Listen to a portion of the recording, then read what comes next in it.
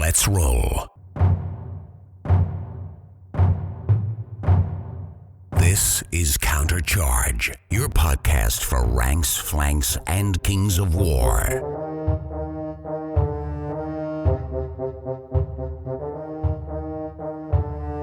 Join your hosts as they delve into the world of Panithor and bring you worldwide coverage of all things Kings of War. Welcome to Countercharge. I'm Zakama13 of the Manticore Podcast. I'm Jeremy Duvall. And I'm Ralph Enough, and we are back with the first episode of a series of episodes on organized play. And so we're really excited, Jeremy, to have Zach join us from the Manticore Podcast.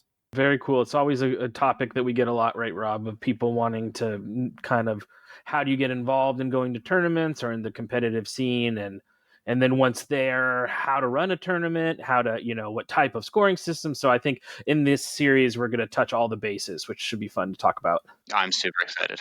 Zach, we got to start with, what is the origin story for Zach?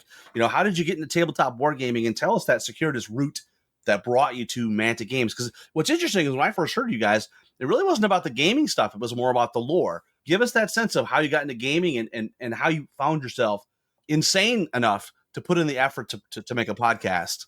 Yeah, circuitous route's a good word for it. So first of all, I love the podcast. Countercharge is so much fun to listen to, especially listening to you two and your friends in Australia and all over the world, really. But I heard you guys talk about competitive scenes a lot with Kings of War and stuff like that. And yeah, I just hit you up with some questions, and you said, hey, let's record some together. So, okay, sure. So I've always had like a really active imagination, and I've always really loved strategy games. Like my first computer games growing up were like Age of Empires and watching my uncle play StarCraft and Warcraft, like the OGs. And I like grew up like having on my open areas of my floor like castles and dragons and stuff that set up is have these armies clash. I had no idea there were like actual miniatures and companies with rules for these games. Fast forward 20-ish years, I met my wife, and she got me into Dungeons and Dragons with some of her friends from high school. And so that got me into TTRPGs, had a lot of fun with that. And one of our group told me about Warhammer and 40K and said, oh, you would really like the lore. I was like, what do you mean by lore? Like, yeah.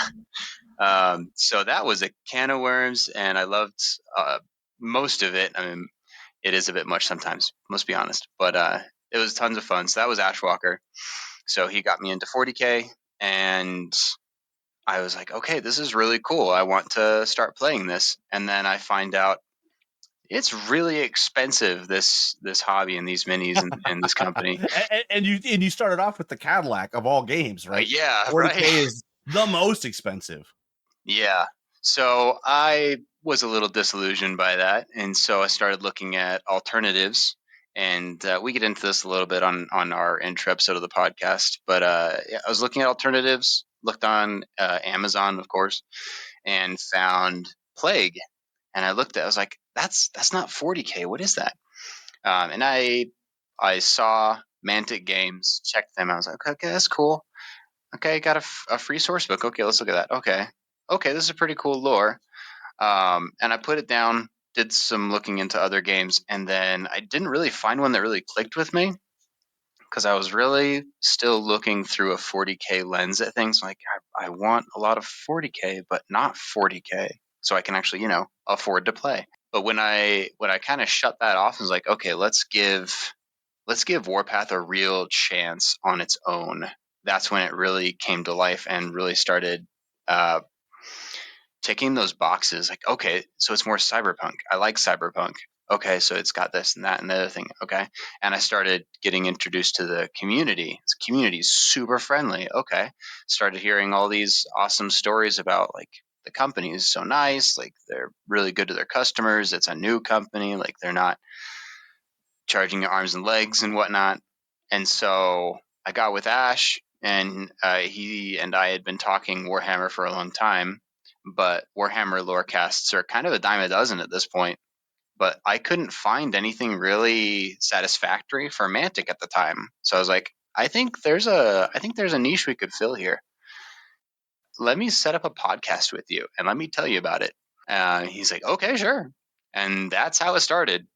What I heard, Jeremy, was Zach said, let me start a podcast and let me do all the work. Yeah. I mean, he sits there and interacts with me as I do research and tell him about it, but we have a lot of fun. Doing the research and making the jokes and stuff together is been a blast, to be honest. And I'd love to see more people out there doing it because, listening to your own voice as much as I'm talking already, it can get tiring.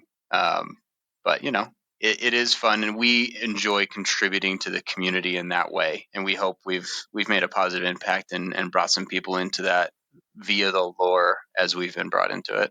The lore, though, is difficult to podcast on because it's so much work to really invest and dive in and really try to share the lore. It's much easier just to talk about games, right? Or army lists or that kind of thing.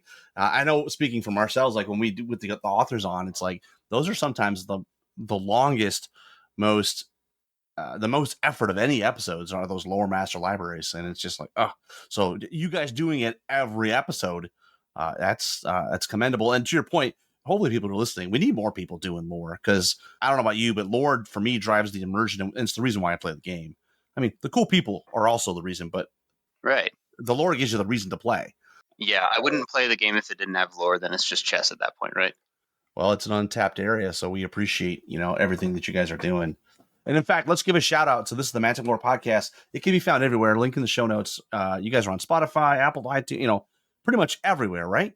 I think so. So we got Podbean, Spotify, Apple, Google. We're not on YouTube yet. We're hoping to maybe get into videos or at least slideshows or cover art eventually, but that conversion hasn't happened yet. To your point, if you can add slideshows or pictures or something to give a little bit more visual content, then it might make sense. But just, Jeremy, I don't know. I don't think our podcast is listened to a ton on YouTube.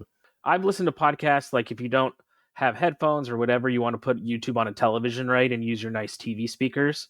That's could be a good option for podcasting. But I think the lore sites do lend themselves. I think you can do interesting. Like you see a lot of lore YouTube videos where it will be like an audio podcast, right? There's just pictures running in the background as they're talking about the lore. So it would be, and there's in Firefight again, the art that they have for the Warpath universe is really good. I just think that universe is so underrated. It's very cool. So I would love to see more stuff coming out in their sci-fi sphere. And they've been doing a lot of development past couple years, so it's fun to see that come out, especially with Epic coming out soon. But on that vein, also, just if I can do another shout out on top of all the shouts, I want to shout out Community Pat. Like I know he kind of retired recently. He was one of the first people I reached out to before starting up our podcast. Like I wanted to make sure that we dotted the I's, crossed the T's and stuff, and made sure we were good. And especially with all the YouTube stuff going on with other IPs and them locking down on their content creators. So I wanted to make sure that was all cool, but I'm again super satisfied with how Mantic supports their community. Yeah, it's a long story, but back in the day we used to be called Mantic Radio, and we did reach out to Mantic and they were very supportive, and we reached kind of an agreement that we would use the word Mantic, and now we're countercharged, and that's just a generic term, but they've always been, for the last 13 years or so, they've been very supportive of anybody that wants to promote their games or be members of their community. And, specifically calling out Community Pat. I love the guy. I've known him since the beginning, right? Jeremy, I can't remember a time where I was playing like Kings of War that I didn't know Pat. Like he was there from the beginning. Totally. And even though he's, retired and enjoying, a little less on his plate, he's like always welcome, I think, in the community. It was great to see him at Adepticon, to actually have a chance that he wasn't working and could go and look around and enjoy the show. So that was really cool. So definitely a good shout out. It was funny to see Pat with his hair down, right? I didn't get to see that very much. He usually would be sitting in a chair or standing up talking to somebody in the booth, selling product. And so it was great. It was great to catch up with Pat, and we can't wait to see him again at Adepticon next year. So I guess, guys, let's transition into hobby updates. And Jeremy, why don't you kick us off? Because Jeremy, you've missed a few episodes, man, and I know you've got all kinds of stuff that you want to bring us up on. It's just been crazy busy. Lots of different stuff going on. As you know, with kids, end of the school year, there's been summer vacation stuff. A lot of family stuff's been busy, but the main thing that's been our plate is getting ready for the U.S. Masters, which, as the date that we record this, is only a couple of weeks away. It's about 2.5 weeks away. So we're getting all our final stuff together. Dotting, as you said, dotting the I's and crossing the T's ourselves, making sure our terrain is set up, all our prizes are done, all our little extras, all the special extra stuff that we have planned, making sure that that's getting done. Jeremy, I'm gonna jump in here. I'm getting a little nervous. Do you know how far Memphis is from Reno? Yeah, I will. I mean, you guys are driving. We're driving. Right? So We're driving. That's crazy. I was led astray. It is 30 hours one way. Yeah, I mean, you're almost at the other end of the country. It is faster for me to go to Southern California from here than it is to go to Reno. I'm looking forward to it, though. It'll be fun. Yeah, and then who are you driving with? Andy. Okay, well, at least you have you can have a buddy. Well, his ego got so big, he went to my event and he won the event, went 5-0. He did what you can't do. He beat up on Keith Randall. Well, there you go. And then now you have to be his chauffeur. You got to drive the champion around. Well, if he wants a Palanquin, he's too big for that. I mean, it would take you 6 months to get here, but you'd be in really good shape by the time you did. Take a lot of breaks. A lot of breaks. It's like nice 8-pack, Rob. Yeah. But so we've been getting ready for that, which has been super fun. We are bringing back some cool stuff. I was working on the Best in Faction certificates, so we're going to be giving Best in Faction awards. We have a lot of just cool stuff getting ready for Masters. As far as outside of that, personal hobby, I've been trying to get as much done as I can. I finished the Twilight Kin Champions company, so I got that finished, and that's on display at the Loose Caboose, so that they have a couple painted champion companies in there. But I'm kind of your mind, Rob. I wonder, there was some people who got it and tried it and looked at it, but I think unless you can make the transition from champions to kings, I don't know, unless you're just a super casual, and nothing wrong with this, right? You're more of a casual, or maybe you play with your kids or whatever. I don't know if champions is going to keep people long term. Hopefully it will still be a great transition tool to, here, try out kings, see what you think. But in and of itself, unless they add a little bit more depth or complexity to that, I don't know if that's going to exist in its own ecosystem long term. Zach, but what are your thoughts on Champions and Ambush and Kings of War?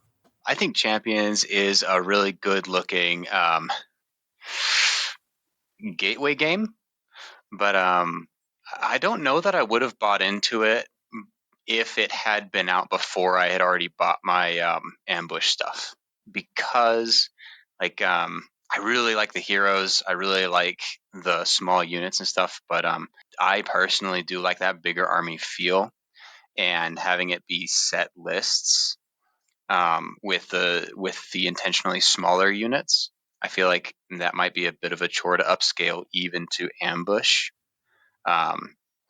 So I think it's like a good beachhead, but then there's like a hill after the beach, if that makes any sense.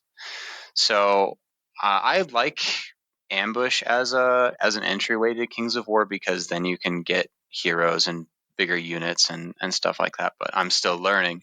The Pantheor universe is really cool from what little I've known of it. I'm trying not to spoil myself, so I haven't listened to the Lore Master Library episodes and stuff like that. Well, especially if you're going to read the books, right? Yeah. I mean, to be fair, Nathan will bring you to a point and say, okay, stop here if you haven't read the book. I have done a little bit of research into the Forces of the Abyss, after I finally got around to picking a faction that I wanted to invest in. Okay, I should at least know what their deal is so I can work the army around that a little. It's really cool. I have liked what little tidbits I've gleaned so far.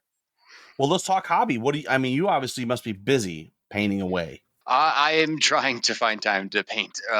Life is busy outside of hobby, but when I get a chance, so I've been helping Ash Walker to paint up his Marauders and for Firefight and for Dead Zone. I'm gonna start playing Dead Zone soon.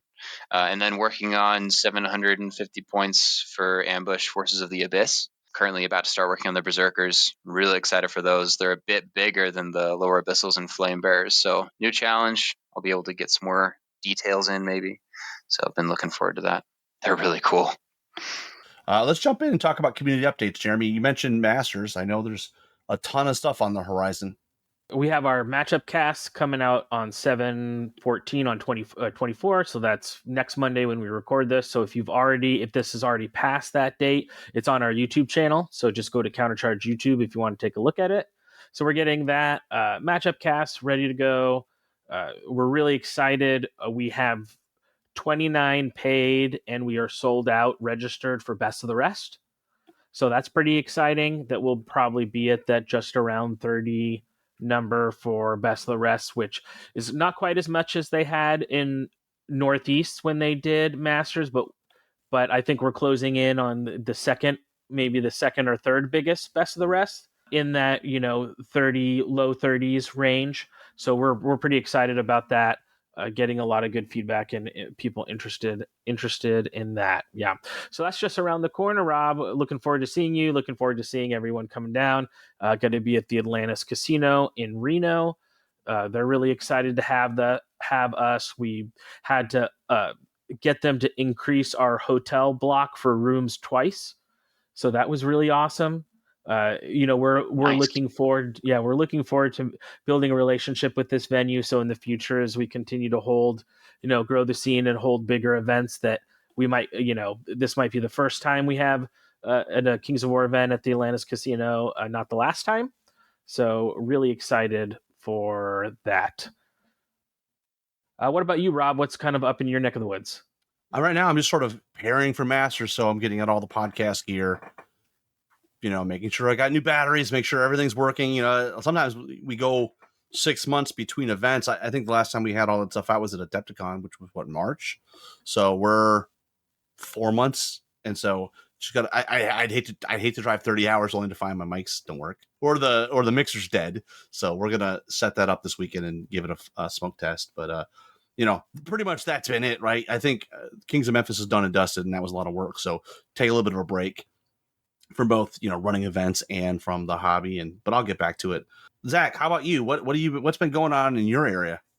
Yeah, so Mantic is not big in my area. Not a lot of stores carry it. So we've been really trying to find people, and people have been coming out of the woodwork. But like Ash is doing Ambush Force of Ogres. My wife is doing Northern Alliance, and I'm doing Abyssals. And we've been like reaching out to local community, finding old Kings players that have kind of left the game for other stuff, supporting the local stores, talking with them about Kings of War, talking with them about Firefight, going over and playing in public, and talking to people quite a bit when they show some interest, showing them the rule book, stuff like that.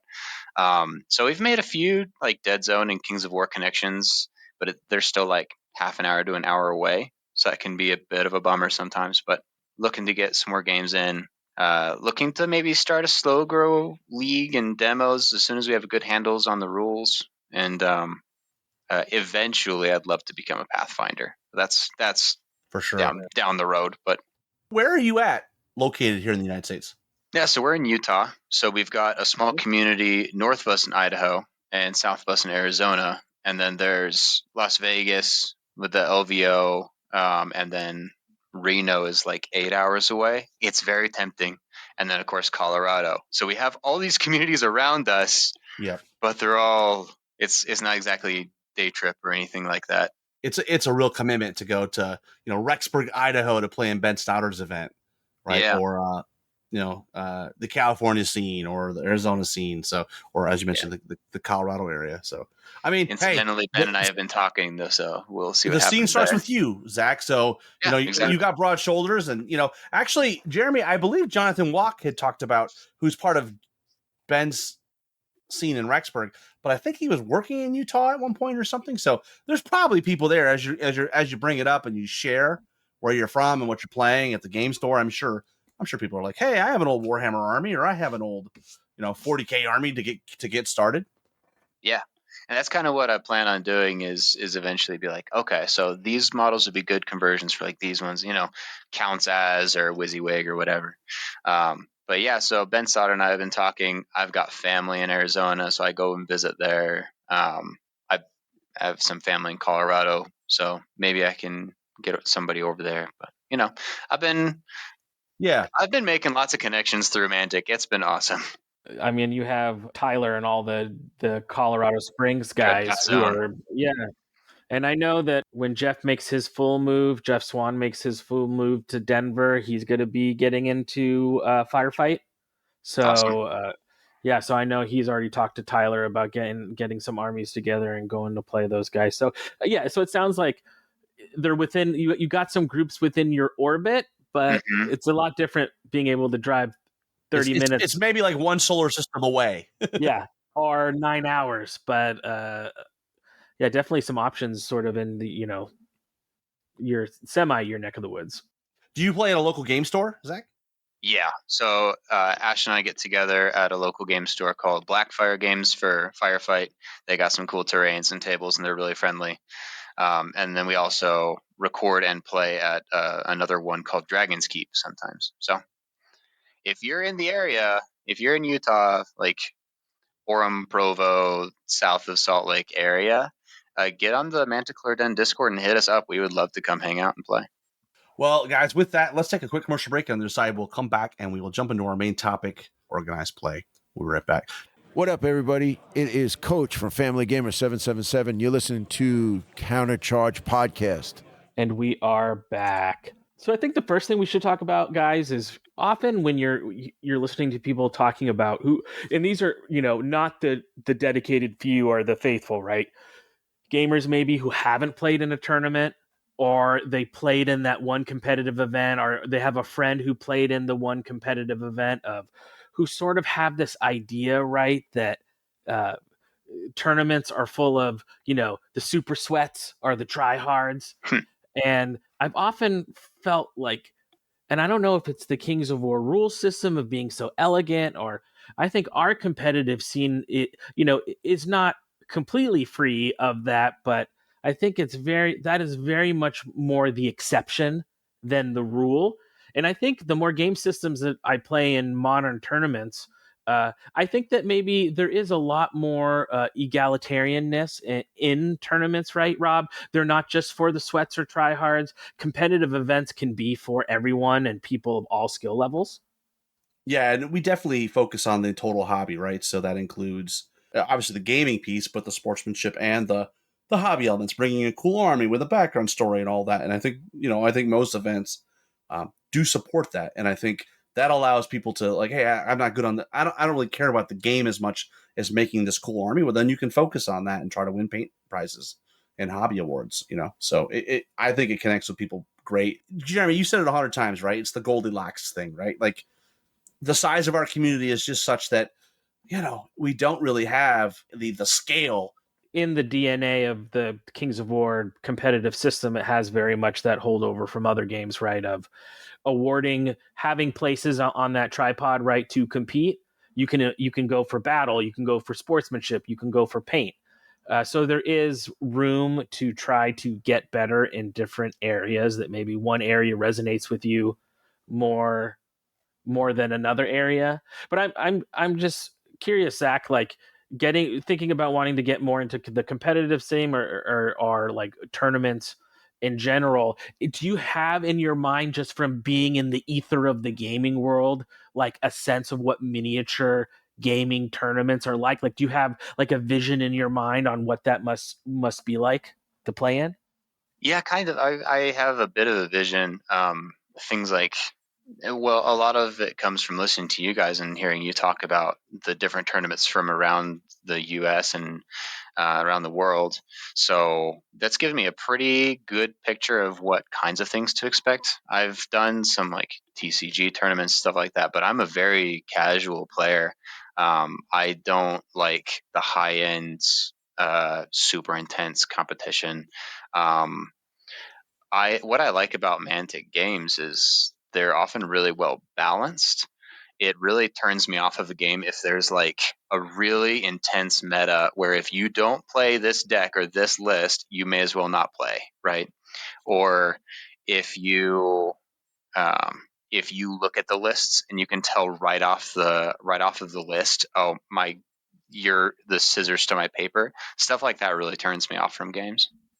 Yeah, what you're describing there is very prescriptive, right? You go to the table and you look at the army against you, and there's other games like Warhammer Fantasy. Jeremy was like that, where you could tell, you knew the scenario, you knew the army they were playing and what was in the list, and you probably could already in your head know how that was going to play out. And also, we've talked a million times that Kings of War is not really the traditional gacha game, and that also helps maybe limit some of the over competitiveness because it's open information. There's not a ton of information that's there to just blur things and make it hard to figure out what's going. Like, an ogre is an ogre is an ogre. A goblin's a goblin, whether it's in the ogre army or the goblin army. So there's things that are just known truths. And historically, I would say maybe there's times on the slider that's a little, it's a little to the left or right. But historically, as a game system, it has been one that's been proactive and reactive to balance issues. It is a pretty balanced game. Even at its worst times, it was still like the most balanced game I was playing in my repertoire, and I think it has been a big effort from the community and the rules committee and Mantic itself to try to create a balanced game, which is another reason why I think that the Kings of War tournament system is such a great game system to get into, is that I think there might be outliers, right? Like this unit's pretty good, or if you play dwarves, you're going to take this unit, or if you play Northern Alliance, you're probably going to take this unit. But in general, very rarely are you going to come up to a table in Kings of War, and you may come up to that table, right, and know you're going to lose because of who you got to play against, but it's not going to be based on, oh, well, they're playing this faction and I'm playing this faction, so there's no way. Even if I'm of the same skill as my opponent, there's no way for me to win. That's just really not a part of Kings of War, I don't think. It's the player, not the list. In a Warhammer, I'd argue it can be the list and not the player. And I think you see that, Rob, right? When we look at tournament results, the top players may be changing armies, but they're still the people who you would expect are always in the conversation, right? And to me, that speaks to that it is player skill. Now, again, what you bring does matter to some point, and it should, because that's the fun part of miniature gaming, I think, is building your army and thinking about what you want to bring, right? Like, it's okay for armies to have good units, and maybe units that aren't as good but are flavorful. That sort of variety in an army, I think, is good. And imagine, especially from the lore perspective, like looking at an army that you collect, you want to see those units that maybe have differences or different vibes to them, or as you try to get into a faction. 100%. Are you guys familiar with the Timmy, Johnny, Spike spectrum in gaming? No, I'm ready to be illuminated. Okay, I'm not the only one who's going to learn today, huh? All right, so the Timmy, Johnny, Spike, and I can't take credit for this, I heard it a long time ago, but in reference to wargaming, but it applies to a lot of games. Like there's archetypes, and everybody is a balance of one of these three, or each of these three archetypes, right? So maybe you're 70, 10, 20 or whatever. But anyway, so Spike is your competitive player. They like low randomness. They like reliable win streak armies or decks or whatever. Johnny is in it not for winning so much as expression. They like the logic puzzle. They like to see, can I make this work in this way? Or here's my halfling stat machine or my Ratkin rally machine or whatever. And Timmy is, I'm here for the experience. I want fun. I want this big flavorful army, and here's my 3.5 pages of lore, stuff like that. So everybody's got a little bit of each of these in you. But I think the Mantic universe, Mantica, Panathor, Kings of War, Warpath, like all of it, I think all of their IPs really bring something to the table for any of those play styles, and that helps with the tournament scene too. That's super interesting. I was just doing a Google search, and very big in the Magic community. It looks like that whole thing. what are your hopes for the tournament scene? As you get into it, what are your hopes?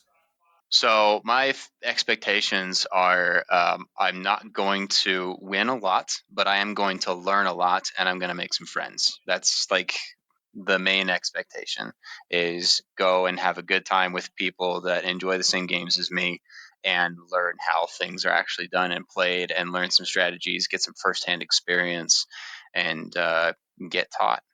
And tournaments are such a good place for that, to like meet, to get that skill and meet people. I don't know about you, Rob, but there's no one who's going to a tournament who wants less people to come to their next tournament, right? People want the game system that they play and they love to be, full of players, and I think even if you're not going to play in a tournament, right, Rob? If you're thinking about getting into a tournament or getting into the tournament scene, just find a local event and just go there and hang out, meet the guy who's running the tournament. TOs are great ambassadors for their game systems. So I think that could be a great first step if you're you're just dealing with that initial nervousness to sign up and play in a tournament. Just go hang out, meet some of the people at an event, introduce yourself. I think that can be and then maybe you play in the next event, right, Rob? That sometimes being a looky-loo or doing some window shopping, I guess, before you start playing in a tournament can ease you into the experience. Absolutely. And just hanging out and watching a game, the players, I mean, this is a different atmosphere. I don't know. Our players don't seem that, I mean, maybe there's some exceptions to that, but in general, they're not super stressed and they do have time to talk and chat. And, to your point about what's the next step, I mean, certainly you could jump into a small one day, but if there's a doubles event, that's also a great way to kick off a tournament career, because if you go in with an experienced player, you kind of have a little bit of hand holding, like, hey, this is what to expect, and you're on the table with them at the same time. Yeah, kind of master and apprentice style. That's cool. Exactly. Yeah, and I think that sometimes you may not even know how much fun or how much you'd like being involved in a competitive scene until you do it for the first time.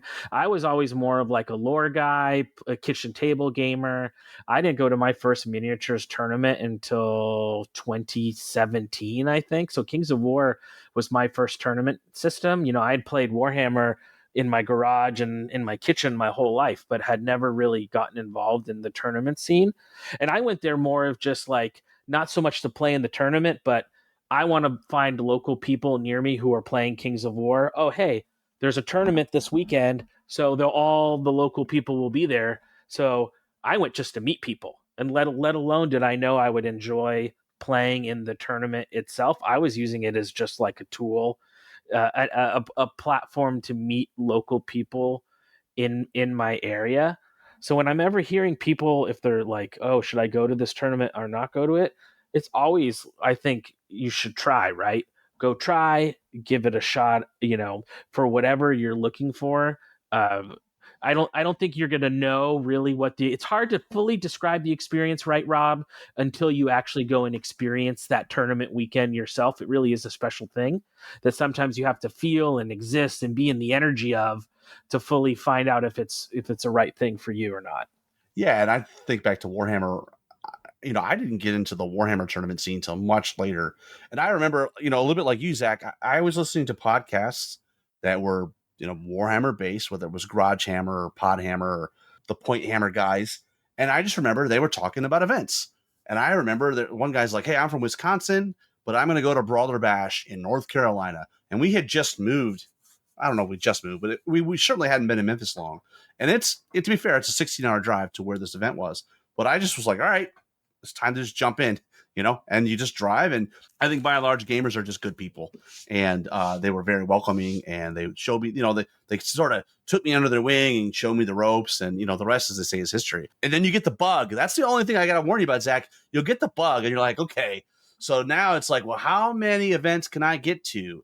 And you just start, you start thinking about the ones that are like the really, really great events. Like what I'm talking about, Jeremy, the events that are just like, so epic they have legends, like Wapaka, which is, who would want to go to the middle of Wisconsin in the winter, in the dead of winter, where there is crazy amounts of snow, but you go into this place and it's like this magical experience. You're right. I mean, they talk about lifestyle games as far as the rules and needing to always know exactly and have all the different. But I think there's an element to competitive play that is also a lifestyle in and of itself. You know, you look at your calendar for the year, and right along with work schedule and summer vacation, you think about, okay, what's my big travel tournament this year?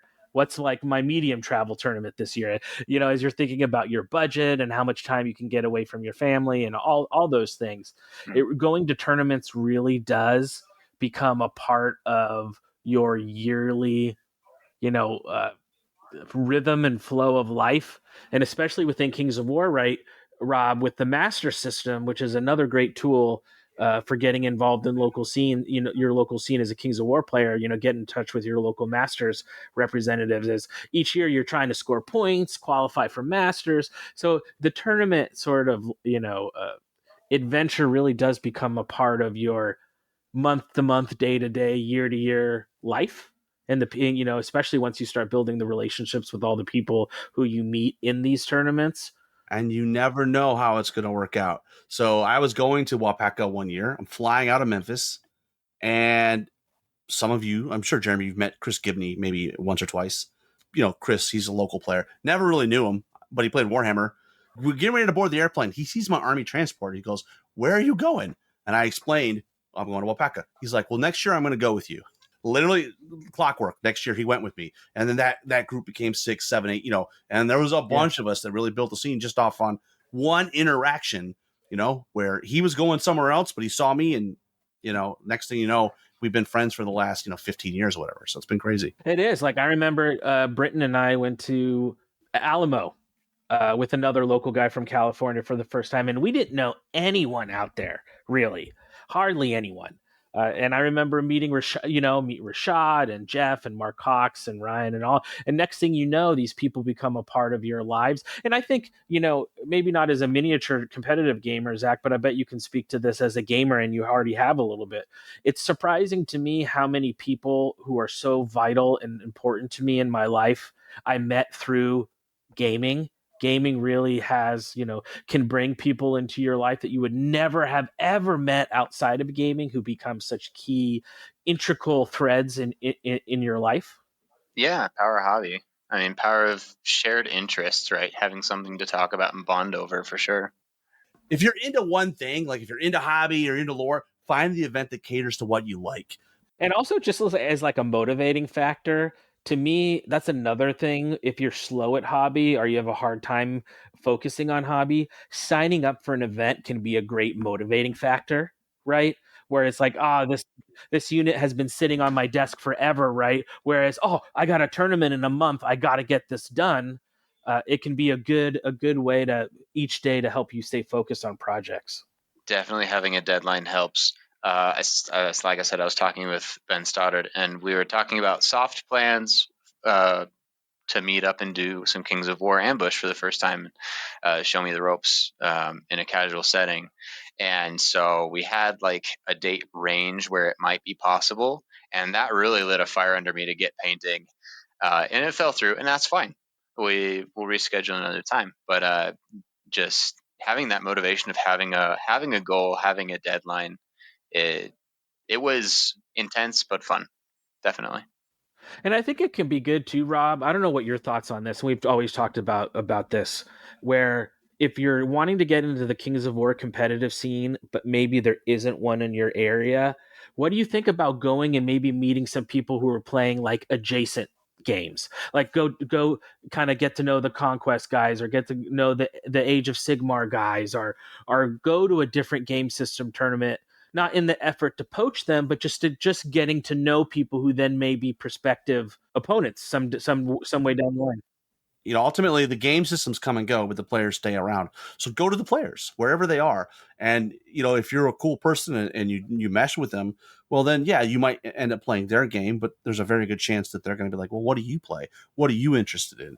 And you're like, oh, I want you to check out this game, Dreadball. Cool. Mm-hmm. You know, because, you know, in this day and age, there's very few people that are like singularly focused on one game. I think most of us are omni gamers, right? We like to eat off the tournament buffet, if you will. Definitely. And that's one thing, you mentioned it, Rob, like, okay, you're sort of thought about, oh, I want to get involved in the competitive scene. I want to go to tournaments. What sort of next? And I think taking a look and beginning to learn about like what tournaments are known for, maybe, do you think maybe that's a good idea? Like if you're more of a hobby guy, maybe you start looking around to see what tournaments focus more on hobby, or if you're just a cutting edge battle guy, maybe you start trying to learn, okay, what are the notorious tournaments for hard generals? But not all tournaments are created equal, and that's not a value statement, right? I'm not saying one is better than the other, but tournaments have very much their own sort of chromosomes, their own soul, right? Different events are known for different things. It's the same thing with there's a game for everybody and everybody for game. There's different tournaments that cater to what you want in terms of what are your expectations out of the game, right? And they will give you, it's like shopping, right? You go to the stores that are going to have the stuff you want. So I got a question on that. Is there like a catalog for all these events, where they are, how they score, like what their focus is? Where can I go to find that information, that the window shopping part of that? So it depends on what country you're in. And I'll speak for the United States. We have the Kings of War Masters website, which does have a repository for that. But I would say, as a community, we do a horrible job of updating it, submitting your events. My advice would be this. So in the United States, we have 8 regions, right? It's the states divided up in 8 regions. I would find the Facebook group for that specific region, and I would go there. First of all, they probably will have all of the in-region events posted, which theoretically would be closer to you than somewhere else. That's not always the case, because some of these regions are pretty big, and if you live on the very edge, it might be better to go into the region next door than to go into the heart of your region. So that's the place where I would start. If they don't have a list, I would just ask. And we see this, Jeremy, all the time on those different Facebook groups. Like, hey, what is the next event? What's coming up? I live in this city. Does anyone know anyone near me? And usually people will get tagged. But yeah, each region of the Masters sort of organization has a Facebook page for that region, and usually within that Facebook page, which again is not the greatest system, because searching on Facebook threads and pages can be a total nightmare. It's terrible, Jeremy. Let's just say it. It's terrible. It is. It's really bad. But that's just where the people are. So yeah, we accommodate by the vision of the Masters website being one that had all of the Masters qualifying tournaments and a calendar with articles and updates and all this stuff. I think it was a good goal and a lofty goal, but I think it's very difficult when you have like a project like that to spread the workout. Usually when those fan done things, someone gets really into it and they're updating it all the time, and then if they take a step back and no one steps up, things just sort of fall into the ether of life.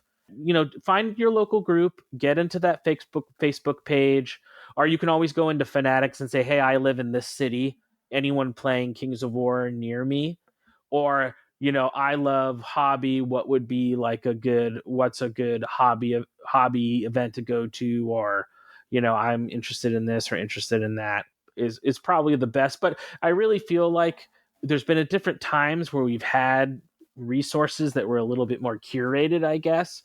And I think also too, I don't know what you think about this, Rob. What do you think happens to the tournament system on the eve of a new edition? Because I think we're having a little bit of that right now.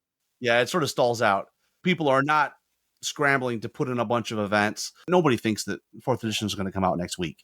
But certainly by the end of the year, when you're going to get Clash of Kings, there's going to be some consternation like, oh, when is this thing coming? And it potentially is not only going to slow down people's hobby mojo, it's going to slow down potentially events. As we're talking about the master system, I mean, this is one of the areas I think the UK has got us beat a little bit. Their website is slick. And, all credit goes to Nick Williams and company. I mean, they've done a tremendous job. Not only do they have the events, but they have all the results. And, and I don't know, Jeremy, if that's just because it's a smaller community. Yeah, I think it's probably people, places in and of itself. I think the UK or England could be its own one region. So, I think in the fact that, maybe it's a little bit that smaller space allows for that, but that's not to take anything away. Is that they have Nick, there's Steve Hildrew, there's a lot of the Kings of Hearts guys, they have a lot of really great community guys, and we have that here too, but just geographically, or maybe it's the the region mindset or whatever, often people feel as if they are part of their region first and then the country second, whereas maybe the UK scene is a little bit more everyone together as opposed to parsed out by region.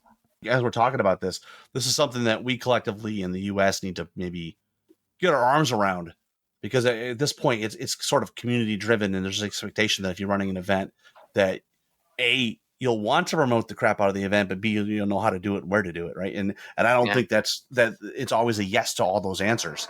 Yeah, it would be nice if we had like a curator or something, and maybe Jeremy, that could be you someday. Well, I mean, we have great sites like Dash 28 is another great fan site for Kings of War. And I just think it just, as people come and go, they just have different amounts of time to invest in those sort of fan run things. But I think at its core, if you connect with the local sort of Masters players, they'll know the schedule, right? They'll be able to kind of help guide you into that early selection. Or sometimes it can be good to go to your local game store. I think if you're trying to find tournaments, go to your local game store. I think the local game store owner knows sort of who are their game champions for different game systems, right? And they have a sense of what games are being played in their stores, or right, Rob, it's always good to try to get a home base somewhere at a local game store. I'm a big proponent of, if you're running an event, just put it in the store. Sometimes there's this desire to move it out of this, move it into this big event space or whatever. But like, there's something to be said with being in an environment that is home, that you already are comfortable with, people are already comfortable with. Not only that, you get the foot traffic, and you can tell, to your point we were talking before, you can tell the people that are curious about the game you're playing, hey, I know you're not playing yet, but you're thinking about it. Come out, check it out. And that's what happened last year at Kings of Memphis. We told our buddy Josh, hey, we know you're getting ready to play it. Come hang out with us for 2 days. You will fall in love with the game, or that was the hope, right? He did. And then this year it was his first event. So he spent the year building his army. And often when you're first starting an event, right, Rob, maybe you don't have the mats or the terrain or stuff to run an event. So that's another great place why you could start at a local game store. More often than not, they'll have everything you need to run an event. And, cost wise, you're not having to shell a lot of money up front. And it's just like it's just a great place to find like-minded people. Is go to your local game store, become friends with the owner of your local game store. It's just a really great opportunity with, if you don't know where to go, start there. And like, you don't have to reinvent the wheel, right? As far as my first tournament, if I'm going to organize it or go to it, I want it to be the biggest, do a slow grow or take part in a slow grow or go, take part in a demo day. You can start to get connected with these greater scenes and sort of small incremental, stepping stones. You don't have to always go straight to the Adepticon. You can start at these smaller sort of islands first. I also think it's important that we remind people that if you're running an event too, or going to it, the size of the event does not necessarily mean it's a great event, right? Some of the bigger events, they bring a different set of things out of the game, right? Like there's more armies there, there's more opponents. But, Jeremy, we've talked a lot about the Goldilocks thing where, for me, the sweet spot is like 25 to 35 is the perfect size. But when you're just starting, it's okay to have 8. Like I remember our very first event competitively for Kings of War in the Southeast was, it was at a game store here in Tennessee, a few hours away. And I think we had 8 players. And there was a couple people that showed up and go, oh, only 8 players. I'm like, well, the scene starts with 1 and you hope to get it to 8. And then you hope you get to, like the scene isn't going to come out of the gate with 30 players. You got to build it up. So, I guess what I'm saying is, really understand what you're looking to get out of the game and just know that different tournaments are going to give you different experiences, and that's okay. Adepticon doesn't have to be your first event. It was my first Kings of War event, but we're talking back in the day where that was the only event. We didn't have any other events. So you either went to Chicago to play Kings of War for 2 days, and actually the first time was a 1 day. Yeah. Well, it's it's what my girlfriend tells me all the time. Size does not correlate to the amount of fun you have, right? Doesn't mean just because it's super big, it's going to be amazing, or if it's of reasonable size, that it won't be the best time of your life. So that's the thing, right? Is like every event has its own feeling and its own energy, and it's not there isn't.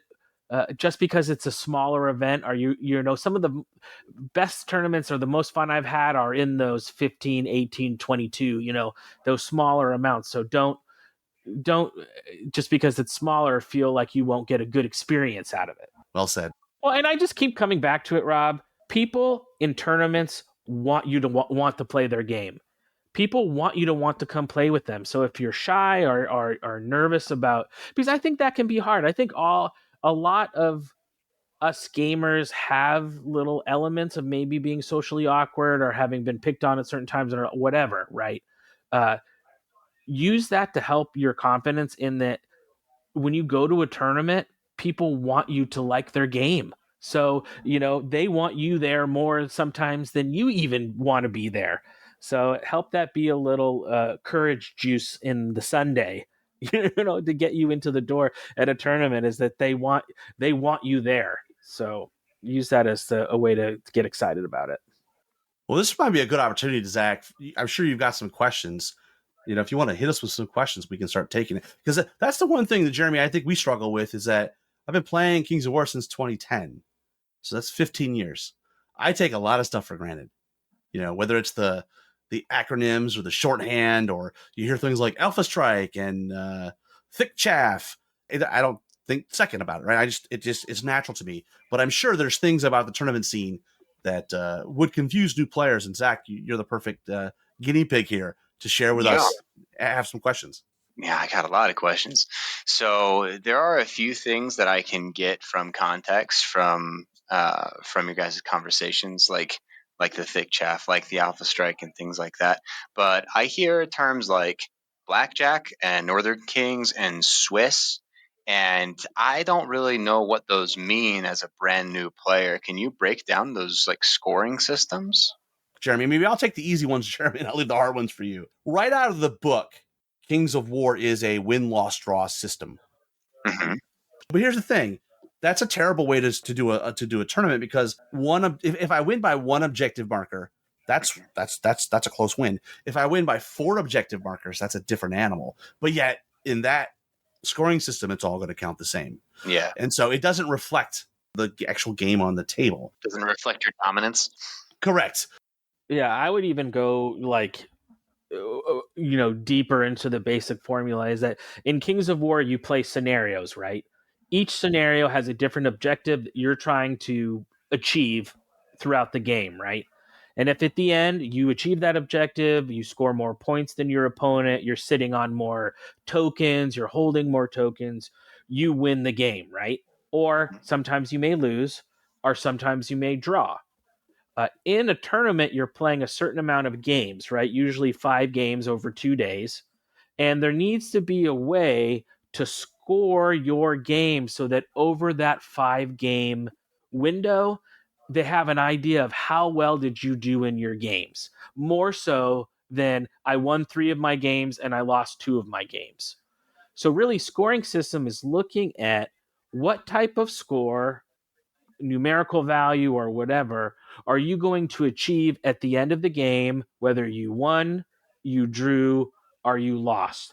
And they're trying to find that spectrum or that breadth, so that if you win, but you win by a lot, that's commiserate to the amount of points you get from that game.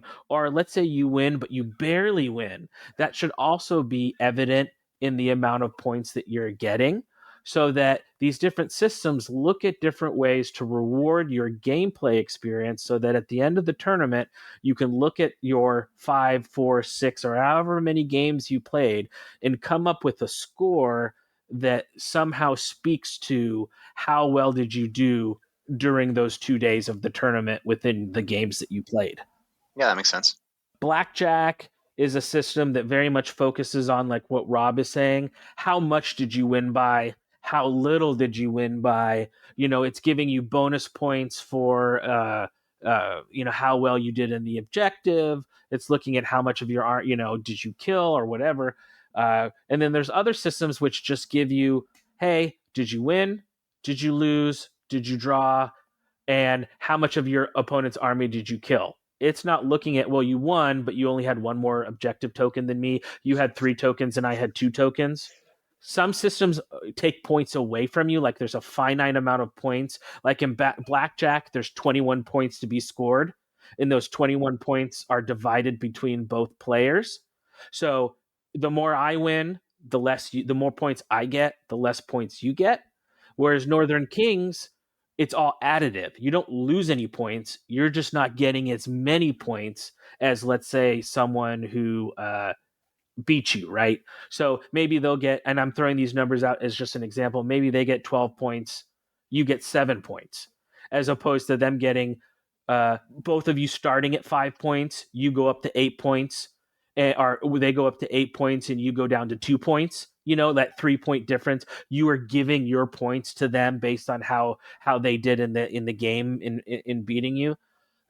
Northern Kings doesn't do that. It just looks at both players gain points throughout the system. So when people ask me about scoring systems, I remember that quote about democracy. It's the worst form of government, but it's the best of the worst options. And that's what scoring systems is. There's no perfect scoring system, right, Rob? It has not been invented. TOs tend to just pick the one that their players like the most, or that they themselves. We always say, if you love a tournament system, you run it. Like, run the type of event you like to play in. And I would say, in terms of blackjack and Northern King specifically, I mean, like, it does reward scenario play, but then it also has a component that's about attrition. Because there's some people that like the holistic approach to the game, where it's not just the scenario; it's also, did you lose your whole army to get the scenario, right? And so there's that piece of it. I think, Jeremy, blackjack is the Australian stamp on the tournament scene, whereas Northern Kings is the English stamp on the tournament scene. And to be fair, we don't really have one here in the U.S. We're a little bit of just like everything else in the U.S. It's pretty sporadic and spread out, and we have all kinds of diverse opinions and notions, and it depends on what region you're in. At the end of the day, though, Zach, I don't think it really matters the scoring system they use. Like, ultimately, just go and have fun. Yeah, we always talk about that, like, people building towards being super hyper specific and building a list to be tailored to a certain tournament scoring system. And I don't know, I just don't buy that. I think that maybe you can do that a little bit, but it's still just going to come down to your play on that day. In Kings of War, in our game system, I think it's very difficult to build to a tournament pack that would put you in a position to win, that if you took a normal army or the army that you'd been playing up to that point, you wouldn't be in that same position. Okay. So I guess my question becomes, I hear about, like, good sportsmanship points and paint points and stuff like that. Are those already outside of blackjack and Northern Kings and all those, or is that going to factor into those systems? So those systems are just your performance on the table. Just your performance on the table. Okay. Things like hobby or a sportsmanship score, those will be added. We call those soft scores. So the blackjack and Northern Kings, those are that's the hard score. And then the soft score are the more creative, subjective things, like, are you a nice guy on the table, and, do you paint a pretty army? And those points will be added after the fact. And I would say we have some, and Jeremy, chime in here, there is some relative standardization in terms of the hard scores. Like, a lot of people would say, I'm just going to use blackjack. Well, it's all preset. You know exactly how it's going to be scored. There is no rhyme or reason. There is no consistency for the application of soft scores, other than most people in the U.S. have them. It is a part of the U.S. system that we have this thing called an overall champion, right? Usually if you go to a tournament, there's a few major categories that you can compete for awards. Usually there's, a best battle award, that's the person who does the best strictly within their performance on the game. And that's determined, their score for battle is then determined by what, are they playing blackjack? Are they playing Northern Kings or whatever, right? Yeah. Overall is looking at all your, as what it sounds like, right? All your scores. Okay. But every event is different. Into some events, maybe 80% of your overall score is from battle, right? 10% is your paint score, 10% is your sportsmanship score. So the overall champion, they're getting the majority of their points from their battle score in some events. Some events it's 30 33 33 33, right? It's really meant to be equal. Your overall score is taking weighted the importance of your battle, your paint, and your sportsmanship equal weights into your overall score. The amount of the score that's counted is completely different in a lot of events. How they count the scores, like for paint, some events the TO will mark every single army from their from best to last, whereas some may give certain points, right? Like If you're in this bucket, you get this amount of yeah, points. I have 60 paint points to award. If you're in the sort of tabletop 3-color minimum, you're going to get somewhere between 20 and 30 points. If you're a step up from that, you're going to get somewhere between 30 and 40 points. You think there's a debate around what hard tournament scoring system we use, like blackjack or Northern Kings or a win-loss draw or 20-0 or whatever. The amount of debate around how soft scores should be calculated is like 1,000 times bigger. It is a subject that is people feel very passionately about, I think, Rob. Yeah. Understatement of the year, I think. So stop me if I'm taking too much time on this, because I really want to understand. So for Blackjack versus Northern Kings, are people who are running events, are they using like calculators, or do they really know how each of these things are scored and they do it by hand? Like, what are we looking at? They could use an Excel spreadsheet, but there are apps that actually do it for you. And if you're using a common system like Northern Kings or Blackjack, in the Mantic Companion, you can run a tournament and you can pick Northern Kings and it knows how to score. Excellent. So yeah, it does it automatically. And then, for example, like at Masters, we're using a software designed by Mike Adkins, who is one of the Dash 28 web designer, some Masters website stuff too. And in that one, you take a picture. It has a QR code, so the tournament organizer sets everything up in like a app basically. And at the game on my phone, I take a picture of a QR code, and it's going to ask me, who did you play? What scenario did you play? How many objectives did you had? How many points of his did you kill? How many points of yours did, you just enter in all the information and then you hit submit. And then the program will calculate your does all the math for you. Does all the back end for you is done. All that algorithm's taken care of. But every tournament's different. Sometimes you might have a hand sheet that you have to write your results of your game on a sheet and give it to the TO. But then they submit that and run it. Yeah, but then they usually will put it in a spreadsheet, or however they're taking how they're going to do it. But and that's really, every tournament will have what's called a tournament pack. And this tournament pack is sort of the Bible of that tournament, right?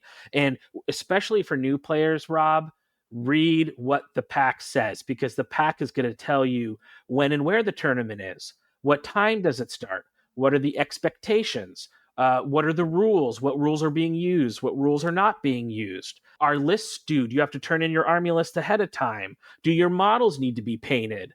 Every nook and cranny detail for a tournament is going to be in the tournament pack. So that's always a great place to start. If you're thinking about going to a tournament, these tournament packs also get saved year after year. Look at the tournament pack for the previous year of the tournament that tournament was, right, Rob? Sometimes that can give you a little insight. Like if they look at past Kings of Memphis, they'll at least get a vibe. Yeah, you'll know kind of what we're looking for and what the expectations are. Ben Stoddard actually sent me one from the event they have up in Rexburg, and just reading through that was very informative. So it really does read like a briefing, like, okay, this is where it's going to be, when it's going to be, what to expect. And it really does break it down into the minutia. And it's like, okay, now I really feel like I know what is expected of me if I were to go here. Yeah, and Jeremy, you've been to Refuges of the Old World, right? Yeah, great. And that's an event that is very unique, right? Because based on their inability to play on Sundays, that tournament usually will start on a Friday, which is different, right? Usually tournaments are held on Saturdays and Sundays when they're 2 days. But that would be a detail that if I didn't really know and look at the pack and be like, oh man, I got to go to this tournament on a Thursday travel-wise, those travel logistics are so important. The pack really is supposed to be your navigation guide for how am I going to play in this event. And sometimes packs will have bonus points, right? Like if your army has a little paragraph about its background, you get a bonus point. Or if you turn in everything on time, you'll get a bonus point.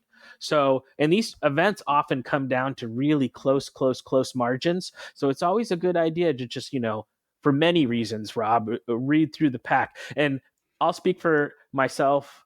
Rob has much more experience as a TO organizer myself, but you can only respond to so many people who are asking questions that is in the pack without being like, read the pack. Yeah, read the pack. It's in the pack.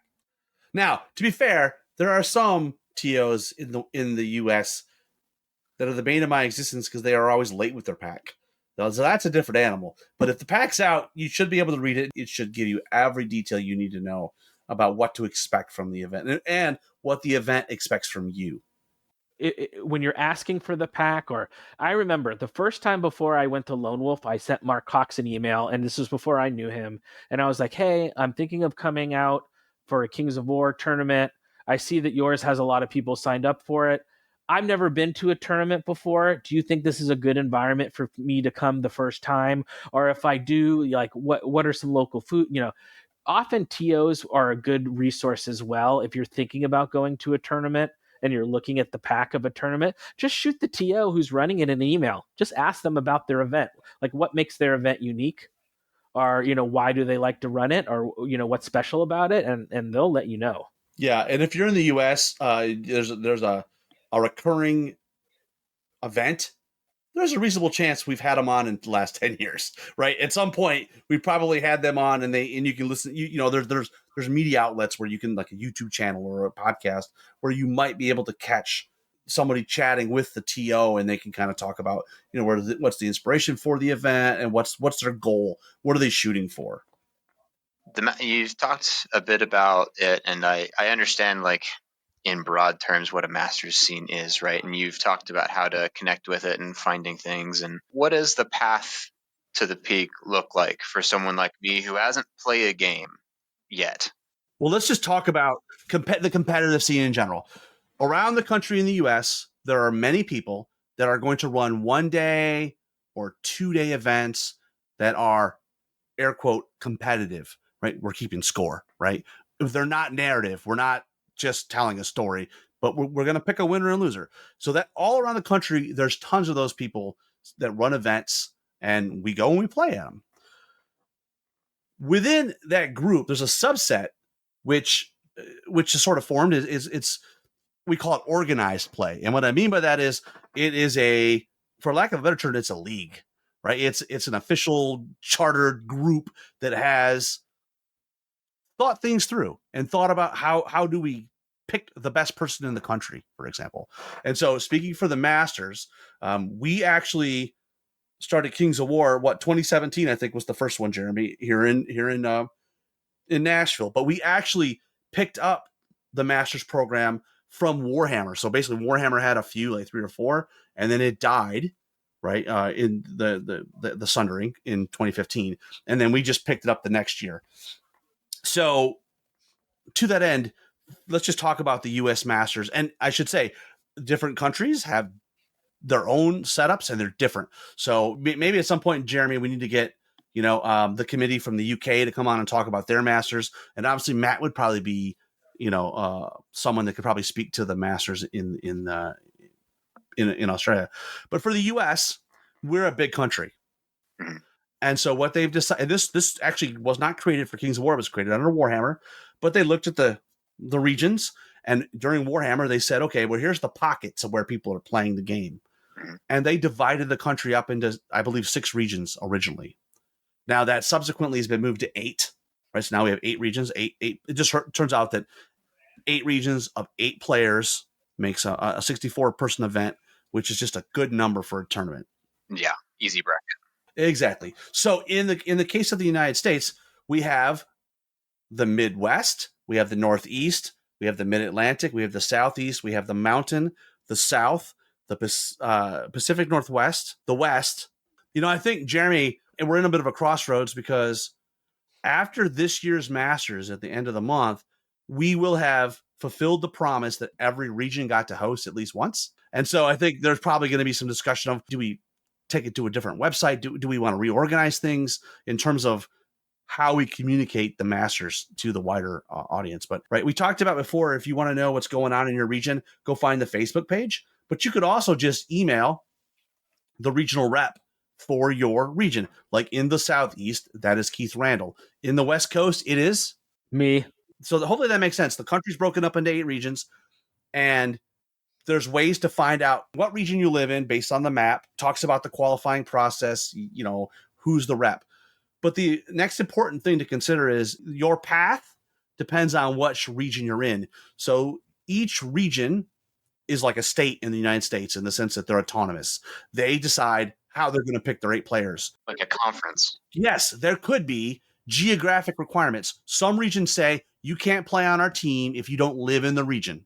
Some don't have that requirement. So Pacific Northwest, Northeast, they border Canada. Canadian players come down and they qualify for their team, even though they don't live in those regions. Every region is given the ability to determine what is most effective for them on how to calculate scores and select their team. Because at the end of each Masters season, each region selects 8 players. So they're sending 64 total players to Masters each year. And how each region selects the 8 players that they're going to send to that Masters team is dependent on that region. And usually it's decided by the region chair. Each region chair will have usually will have advisors or a cadre of advisors from their region, local tournament players. I know for the West, when we're deciding how we want to create our bylaws on how you qualify, I get feedback from local tournament organizers, from players, and really try to set the rules for our region based on what do our players want.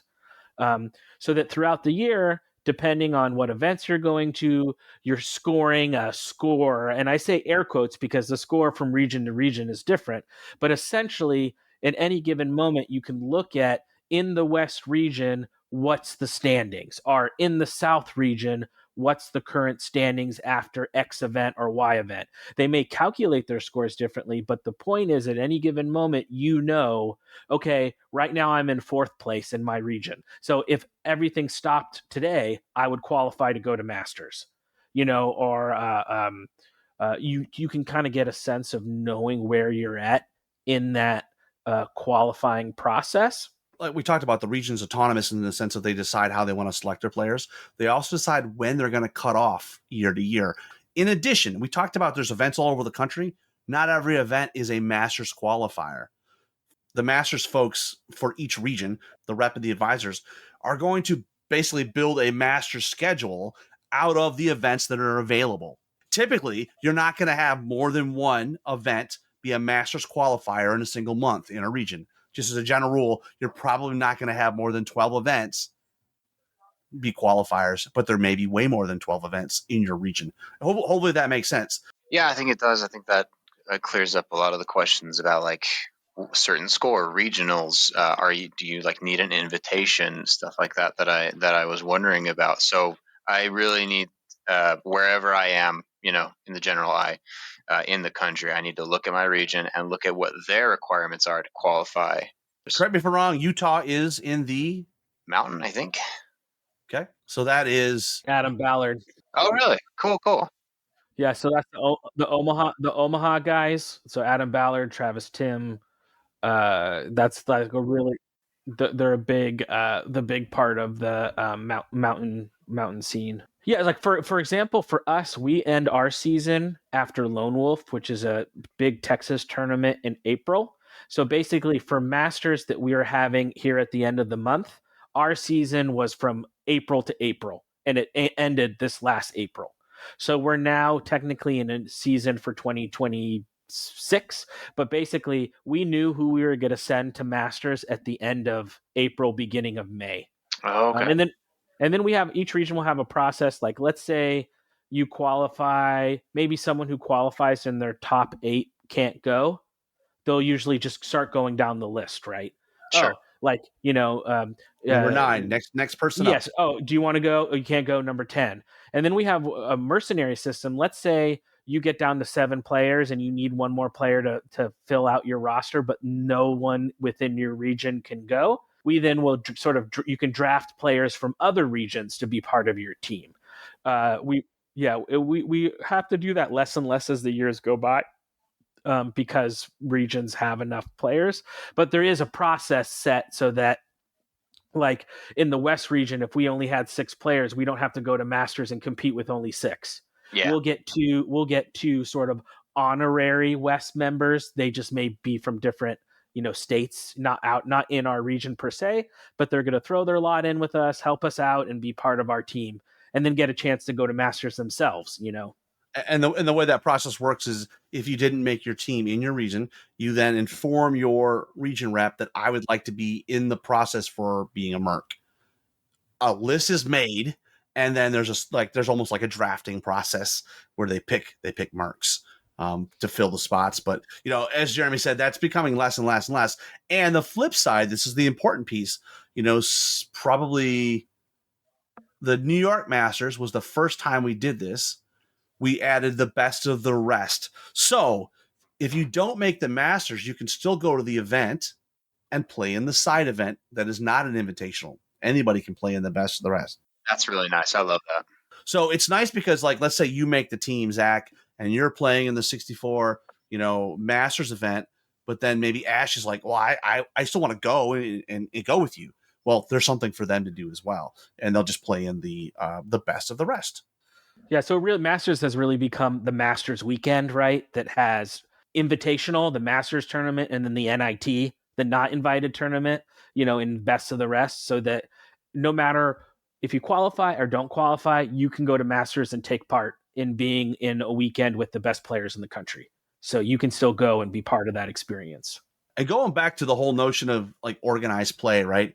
There's lots of events, and Masters is an invitational.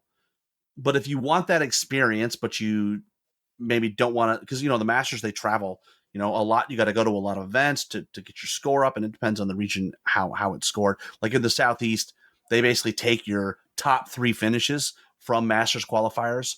In addition, you could go to an out of region Masters qualifier, and they'll sub one of your scores in for that. Like they'll take that score and sub it in. But it's basically your best 3 scores adds up, and that's the number. And there's always strike dice, Correct. And that's a new one that just popped up for the first time at last year's Masters in Washington, D.C. But, there are other marquee events that are amazing. So if you just want a competitive event, Adepticon's a pretty nice offering. Adepticlash, or the Kings of War tournament at Adepticon, is very much kind of like the U.S. Open, right? Which is right. One of the more prestigious open events. Lone Wolf is another one. Crossroads is a huge one. Vanguard in Mid-Atlantic. Okay, so that's not a Vanguard tournament. Correct. It's just called Vanguard, and the name came before the game. Yeah, gotcha. But then there's lots of like fun tournaments like that can still be competitive.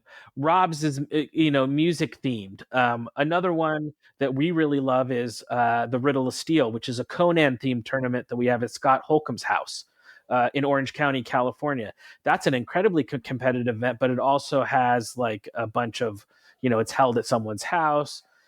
Just like Vanguard with Mike Atkins, where he has people come and stay at his house. So there's lots of different ways to get into organized play that you can find whatever you're looking for. To anybody listening to this is interested in playing organized play, competitive play, however you want to describe it, if you have any questions, just post on our Facebook group. We have a friendly group of, I don't know, what are we up to, 1,600 members, something like that, Jeremy? Yeah. There's tons of people. They will be happy to share and help you find and narrow in the search for what you're looking for. And we've had episodes in the past where we just went around and identified some of the best, the better, more fun tournaments around the country. So, and maybe we need to do that again. I would say it's probably good for us to speak to the actual running of Masters itself too.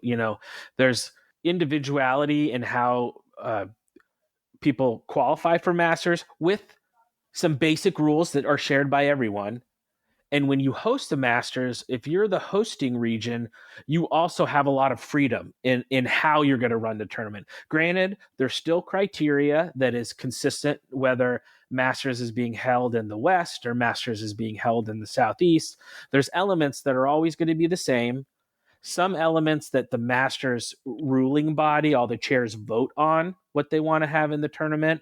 And then there's certain elements that the hosting region can decide, hey guys, this is how we want to do this, or this is how we're going to do this. There's still these core threads that are the same no matter what Masters you go to, but there is a little bit more individuality and, what type of awards you want to give or structure, or everything's still shared with the Masters ruling body for feedback and consensus. But Nice. in the past, we've had a system, a bidding system, where the different regions who want to hold Masters will say, we, the South or Mid-Atlantic, we want to hold Masters next year or the year after.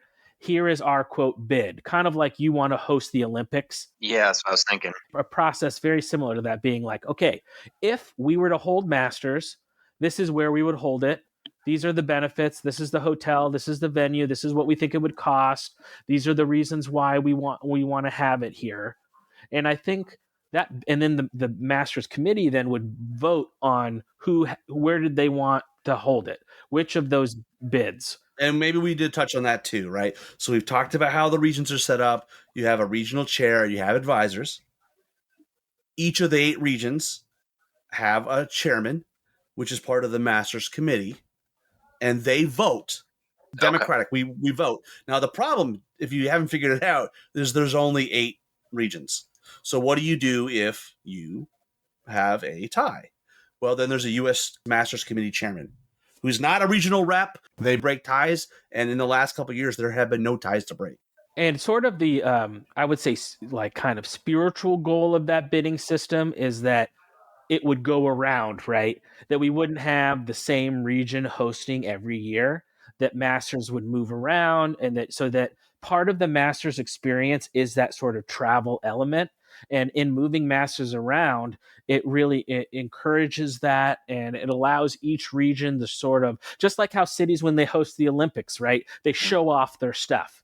And that's the same thing when regions host Masters. They go, oh, make sure you guys go to this restaurant, or go, sightsee here, or here are all the things to do if you bring your wife or your partner while you're going in Masters. So moving forward is going to be interesting, because like what Rob said, we finished the cycle.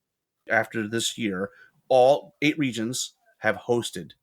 And so now it's kind of a reset. We need to go back and look and see, do we want to commit to another 8 years? Masters used to be in February, and then during COVID, we moved it to summer. But then summer hotel costs are more expensive. So it is a group of people. It's not, Masters is not our job, right? Right. We volunteer as community leaders to take part in this system. And sometimes it's hard to get eight people on the same page. Oh, for sure. But I think in what we get wrong, Rob, I think we get more right than we get wrong. And in the end, I feel like the Masters Council does really care about the future and the health of the game. So the decisions that are made at the Masters Council level, I think, are decisions made with the game in mind, right? Is that we do have a lot of talk, we have conversations, we have dialogues, we talk about, we don't make decisions willy-nilly. There is a lot of we just don't share those decisions with the public until they're made. But there is a lot of discussion happening behind the scenes, because there's a lot of debate, about, do we want to include this rule or not this rule, or like for a perfect example, for Masters this year, we had a vote on command dice, where all the region chairs voted, are we going to use command dice, yes or no? And then we go with what the majority was, right? And granted, we had conversations about it, but in the end, it was a decision that all of us came together and made. And most region chairs will go to their region and say, hey guys, there's a vote in the Masters Council on if we want to use the optional withdrawal rule. Do you guys want to have that? Let me know what you feel. And then the region chairs, then they still make the vote, right? They still are the one casting the vote. For most region chairs, Rob, I would say poll their players. The takeaway for Masters is you don't have to think or want to become the next master to find enjoyment and positive things out of the master system. It really, in a nutshell, I think master system is just the collective sinew, the tendons of the system that sort of keeps all of our events and community cohesively together. Like, don't let the masters, it's a masters event, don't let that scare you away, right, Rob? You don't want that. The Masters thing is really more of a marketing platform so that regions can share what their marquee events is, and you can pull, for example, a lot of regions will have maybe they're having an event right on the border of another region. Well, both regions might treat that as a qualifier, right? It's about collaboration and growing the scene. It's about, hey, you come to my event, we'll go to your event. For example, Refugees of the Old World, Ben's tournament that's in your neck of the woods, that counts as an in-region event for my players, for West Coast players, because we want to encourage our players to go there, just like Riddle of Steel and Bay of Kings is considered an in-region event for Pacific Northwest people. So if they come down there, they can come to one of our tournaments and get full score, right? And vice versa. So a lot of regions that are near each other, like Rob said, geographically near each other, will often work together to try to, help each other's scenes grow by finding ways to include members of the other. Some cool cooperation. I like that. Well, what other questions? I'm sure we haven't answered all your questions. Before I forget, while we're on the topic, so the Masters Facebook group, you said that's not like a lodge. Like, oh, you've played in Masters, you get to be part of this group. This is anybody who wants to eventually get there too. If you're interested in competitive play, just go to events and play in the events, and you will automatically, if it's a Masters qualifier, and most of the bigger events or mid-size events points will be counted. They'll know you're there, and your name will show up on the list. If at some point you make the realization that, whoa, I did pretty well in 3 events, I could make the Masters team. Well, great. Now maybe you take it serious. Or maybe you're just like, I don't really care about my performance. I'm just there to have fun. Great. It doesn't matter, right? For some people, whether or not they, where they rank in terms of the Masters rankings. It'd be cool for the experience, right? Like I said, I'm not like a hugely competitive, like I want to be the master, right? I just want to play games and have fun and learn lore. Like that's our thing, right? But it would be cool to like maybe get a wooden spoon sometime, like stuff like that. Like I'm just down for games, man. And also too, I would say, even though at Masters the award that people care about the most is the Master Award, which is based solely on your battle score. Okay. Masters has become soil for also people to come and try to bring a hobby as well. At Masters, that you would think is a really hard battle focus, like you're just trying to crush your opponent on the table. It is also an area where people want to bring their best looking armies too. So you'll see, some really awesome armies at Masters as well. So it's, even though it may focus on battle, it is still a place where you can go. Because for us, certain regions, we, like in the West, we take your overall score as your qualifying score. So the players that qualify in our region, they're qualifying not just based on how well they do win-loss record and battle score in tournaments. We're also taking a look at, are they, do they hobby? Are they good people? They have good sportsmanship. So, trying to create that all-around good player, a good hobbyist, and a good human being. I think that should be the dream. We want to try to be good in all of those areas. And we should mention the U.S. Master is all battle, but we also award the U.S. Paragon, which is the best of all 3, right? It's a traditional overall award. And so we give that out too. We also award the best region. So, you got 8 players, and who's the best collectively? There's also best sports, best paint, all the stuff you would see in a normal event. It's just, we hang our hat on the U.S. Master. There can only be one, but the reality is there's a ton of other awards for people to earn there, whether it's the Grand Poobah Strike dice or, Yeah, and like this year, we're bringing back Best in Faction awards. So we'll have an award for you were the best dwarf player or the best elf player at Masters. You'll get a certificate, and then we'll have Best Team awards in Paint. Like which is the team that had the best overall paint score. We'll have team awards for sportsmanship, which team was the best, in their sportsmanship for all 8 players. So there's a lot to compete for when you go to a Masters level type event. That's cool. I really applaud the Best in Faction. I feel like that really incentivizes a diversity of armies, which I enjoy. And seeing all the art and stuff, like it's been giving me ideas for eventual display boards and stuff like that down the line. Like as a new hobbyist in the hobby, having those goals outside of just playing the game, but also like developing an art that I've never experienced before. It's a lot of fun. Yeah, it's interesting you say that. Kings of War is unique in the sense of we've always had a very robust swath of armies representative. We had 28 armies at Kings of Memphis, and like we had a couple that had 3, but they weren't the ones you would expect. The quote unquote power. Like it's a pretty great game, and it kind of goes back to what you said before. And Jeremy, you mentioned it's a very balanced game, and it proves out in the fact that realistically, in a good player's hands, any army is viable.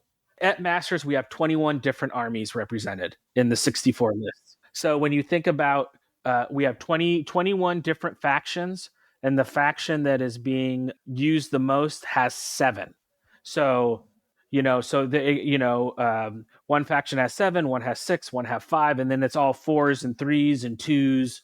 But when you think about looking at a competitive field in a miniature game and thinking about, what percentage are using what army, really the top choice is less than 11% of the playing field has picked one faction or one archetype or one deck, if you want to use TCGs, right? So and I think that's a good thing about Kings, is that it speaks to the health of the balance of the game, that at the year's most competitive tournament, there is such a variety of armies. Agreed.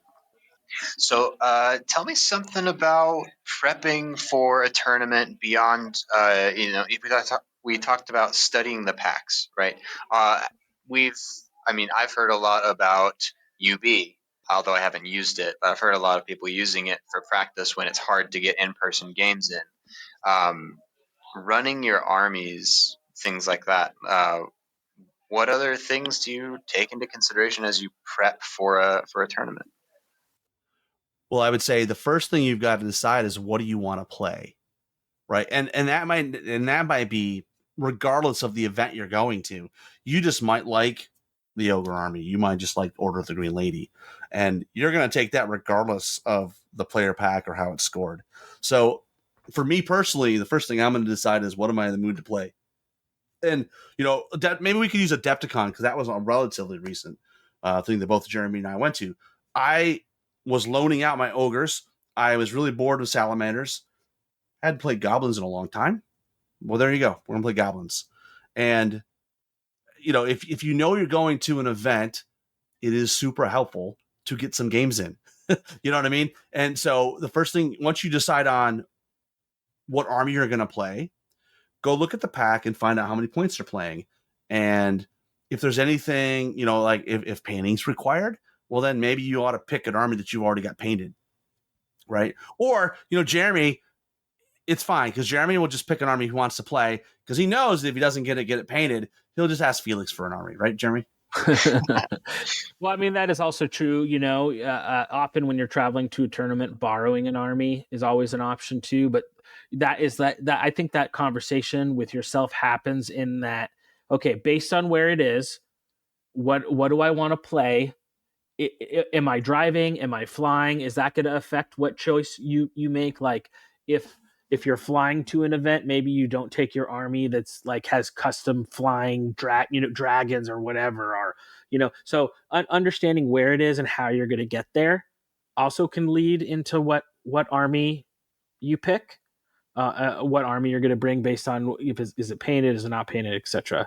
And then, like what Rob said, I think there's different like layers of play preparedness, you should always try to play the army at least one time that you're going to play at the tournament, right? So that you know what it does, how it works. Then there's playing the army a few times to get some reps in, see how it works. Maybe you're playing your one buddy, he's playing his army, so you're getting 3 or 4 games in, but against the same thing. Then there's the next level on that, all these, concentric circles, right? As you go and go and go deeper and deeper through the looking glass, right? Whereas now maybe you take your army and you practice it against specific other armies. Like I need to practice my army against shooty goblins because I know I'm going to face shooty goblins at the tournament. I don't know how my army is going to work in that environment. So I'm going to make sure in my practice games, I'm practicing with purpose, right? It's intentional practice where you're practicing an army in a certain way, in a certain style, in person maybe. And then as you go deeper, maybe you want to get a lot of games in. So you start practicing with people on UB who maybe aren't local to you, but you might face at the tournament, right? So you guys are both getting practice. So I think you can go down that well as deep as you want. I know when, usually if you talk to a master who's won Masters, they've made a point to do that year, and they have games in the triple digits, practice games, right? Against everything. So they know not only what their army does, but what does my army do in every possible scenario it might be in. Now, granted, you don't have to do that, right? It's how deep do you want to go? Do you want to take the blue pill or the red pill, right? How deep do you want to get into this thing is really up to you. But usually the people who succeed at these events, there is that component of practice. Pre-practice usually is a part of the recipe that got them to the podium. I also think it's important that everybody defines success in their own way. For example, you might define success and I want to win a Player's Choice Award, which is basically a popularity contest among the players of who has the coolest army. Or maybe you want to win Best Opponent, which is, basically your opponents will vote for their favorite game of the weekend. And, so however you define success, if it is on the table, great. Well, then you probably do want to go down that path that Jeremy was talking about. But regardless of how you define success, just play the crap out of your army. It is more important that you know how to play your army, even if it's air quote not the best army. Like if you know how your tools work, even if they're not the optimal tools, maybe in certain matchups or certain scenarios, that's great. That's the next phase. Right now, just learn how to play your army, right? And then how do you play that army in this scenario, that scenario? How do you play in this scenario against certain army types? I tell people when they're just getting into it, just learn how to play the game first. Yeah. Your army second. Like I hate the word meta, and we say it all the time. Mm-hmm. You're thinking about what's going to show up at the event, and you're trying to find. It's that scene from The Princess Bride. I know that you know that I know. The wine cup thing. Right. Like, but it's a losing proposition. Just play the army you like, and that you know how to play, and you'll be way better off than guessing and bringing an army that you think is going to be a good matchup for the potential armies that are going to be there, because you don't know in advance who's going to show up, because we're not going to tell you. No one's going to tell you what armies are there and what their lists are until everybody's submitted. It's all gambling at that point. Yeah. And then you get the counter meta and then the counter meta and stuff. Yeah. I like the saying, dance with the lady you brought to the party, right? Who got you to the party, right? And we've seen that in Masters where Masters qualify to Masters playing one army all year, and then they're trying to outthink the system, and they bring something out of the box that they think is going to be good, but they don't have the reps with that army, and they don't do as well. And not only is it in the box, it's in the box dead under the table, right? Because they don't know how to play it. There's no substitute for repetition. Really, when it comes to getting good in any game, I think whether it's collectible card games or any, practice makes perfect is super cliche, but it's cliche for a reason, which is also cliche to say. But it's true, right?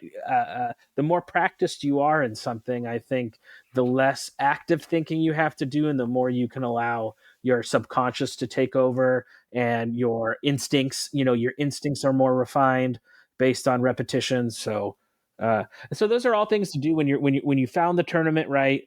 You're thinking about what you want to bring. You're getting ready for it. Travel plans are always super important. Make those early. Get your hotel room if you have to travel. Get your plane ticket. Think about, what is the travel experience like? Like, are you going to share a room with someone? Do you need to share a room with someone? I know some, like me personally, I sometimes like having my own room. It has nothing to do with nothing other than you're so social at a tournament. It's nice to know that you can just go back to your room and veg out.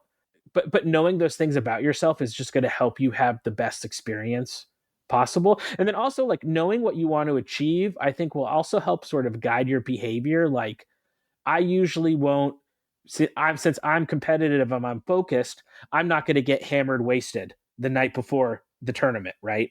Or if I do well on day one, I'm going to try to get to sleep early that night and not stay up all night. So it's just kind of like knowing, it doesn't mean that you can't have fun and play board games and do all the other great stuff we do at a tournaments, but like what Rob said, identifying what your goals are is a level setter, because then it knows, how did you do? What do I need to improve on? What worked? What didn't work? If you have, like, often my first goal in going to tournaments was, I want to have a 50-50 record. That's my goal.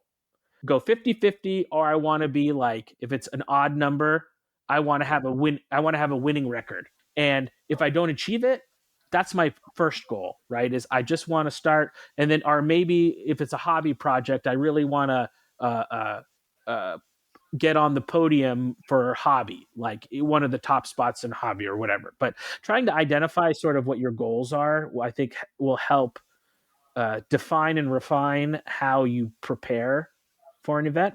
Gotcha. Okay, so can I offer myself up as an example, and you tell me how this is looking for you guys with all the experience? So let's say I have my 2300 army. Okay, it's my dream list. I've assembled, painted, got them ready to field. My goal for this army is just to do it justice, just to make sure that the army is not the army itself, the list itself, is not the reason for wins or losses. Like, they're going to do fine. It's me playing that makes it shine, or not. So I'm playing Forces of the Abyss. So I'm playing into my strengths. We got Regen, we got Fury, we got Duelist, stuff like that. And then I want to prepare for this. And I've been listening to List Builder Studios. And I've got a list of, okay, how am I going to play against Stealthy? How am I going to play against Ensnare? Dwarves, Twilightkin, Ogres, Flying. And then I find lists with units that do that. And I say, okay, would you play this list against me? And let's see how we do. Is that sounding? If you're really trying to get the competitive nature out of the game, you're trying to really improve on the gaming side on the table, that's exactly how you do it. You know, and one thing you could additionally do is, if you know you're playing Abyssals, then you reach out, you post, hey, there are army-specific Facebook groups. You can post in there. But also, if you ask the right people, myself included, you could ask me, you could ask Jeremy, we will hook you up with and connect you to very good players with those armies.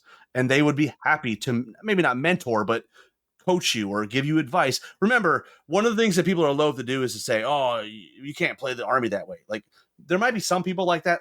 I'm of the opinion, if you like the army and you like the units, well, that's what you should play. That being said, if you've selected what you're going to play, we can help you collectively how to use those tools. And as you get sort of involved in the scene, you find that certain good players like certain armies, or they're known for certain play styles, right? Mm-hmm. So maybe there is a player who's well known, really good at playing. If you want to know Alpha Strike, you listen to our Order of the Green Lady. You heard Marcelo. He is an Alpha Strike player through and through and through, and he is the definitive.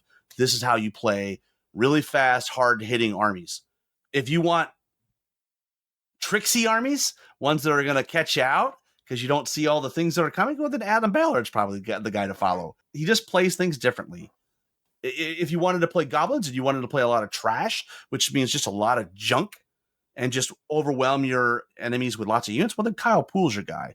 If you want a more sophisticated goblin army that maybe leans into more of the, I don't want to call them crutches, but more of the interesting elements that can really do some damage, well, then maybe Travis Tim is your guy.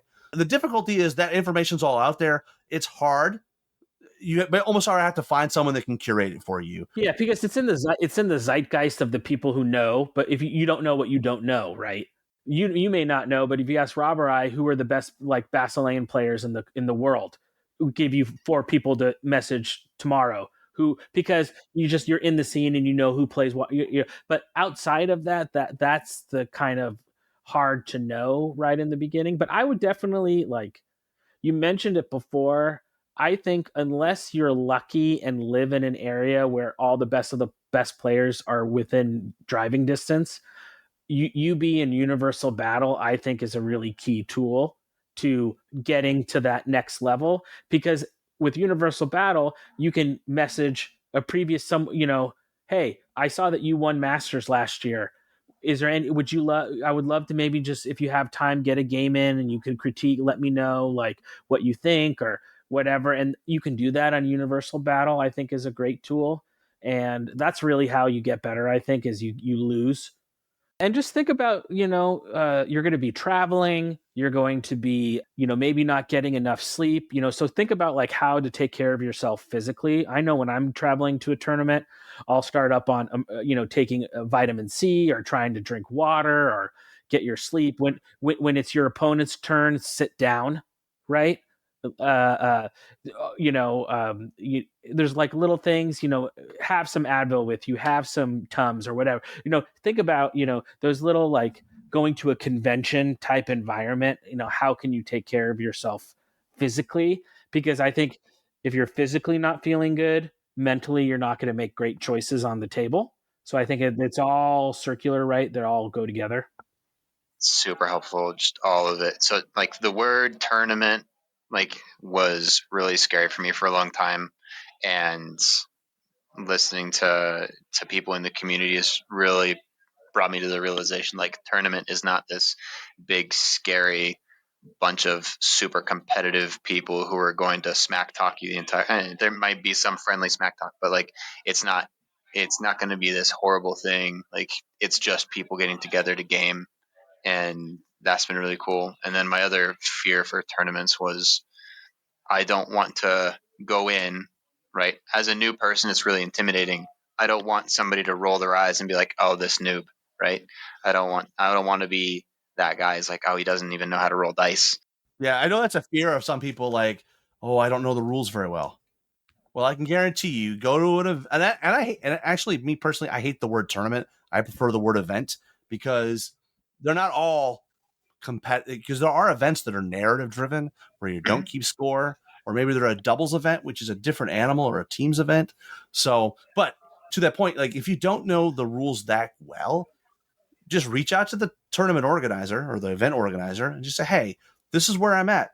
And they'll be honest with you, like, "Hey, come and play. We will," because essentially we have the power as event organizer to, in that first round, to match you up with someone that will give you the game you need, right? To give you that game that, like, it doesn't really matter. We're not here to keep score here. We're really here to teach, to refine and give you a really deep dive into the game and to help you understand your army, like maybe take the next steps. And what you're going to find is that like that might happen in the first game. And, Jeremy, another point that we should make is when you're in an event where it is a tournament, relatively quickly, by the second round, or certainly by the third round, you will be with your people. And what I mean by that is you will eventually fall or rise up, find players that are at a commiserate level. I mean, yeah, and that's the idea with like result-based pairings, right? If you win, technically you're playing in the next round someone who also won. Whereas if you lost, you're playing someone in the next round who lost that game, right? So eventually things settle in the strata where they should be. But I'll just add a little bit to that, and then let Rob throw his 2 cents in. Most skilled, seasoned players, if you were to say, "Hey, man, I just want to let you know I'm a newer player," they're going to not take their foot off the pedal. But I know when I'm playing a newer player, I'll make sure they understand what my stuff does. Hey, I just want you to make sure, remember that unit has wild charge, so they charge an extra inch. I just want to remind you because I don't want to catch you out. I think the really good players are who have that strength of character will take a little extra effort when they're playing someone new to make sure that person feels comfortable and not taken advantage of. Players that have mastered the game are the best teachers. They know the ins and outs. And to be frank, if they're playing a new player, they don't need the help to beat them. They can take the time to really help them understand what their army does, what they're playing against, remind them about the scenario, what decisions are present to them, what they should be looking for, all in the context of playing a competitive game. And it's a weird thing because when you do it, it feels strange. But I was the ringer at Kings of Memphis, and only one of them did the guy show up and say, "Look, don't treat me like a ringer. Just go at me, right? And let's have a real game." And that's fine. So we'll do that. But the other games, I'm not there to win the game. I'm there to make sure you have a good time and that you're learning something. So we're going to play the game. And hopefully when you're done, you'll be satisfied with maybe a little bit of improvement in maybe the way you deployed or the way you moved your units or the way you made decisions about target acquisition. Whatever it is, you will just feel like you've accomplished something because you've gained the next level of mastery or another notch on your belt in terms of how you play this game. Because ultimately, repetition is how you get good.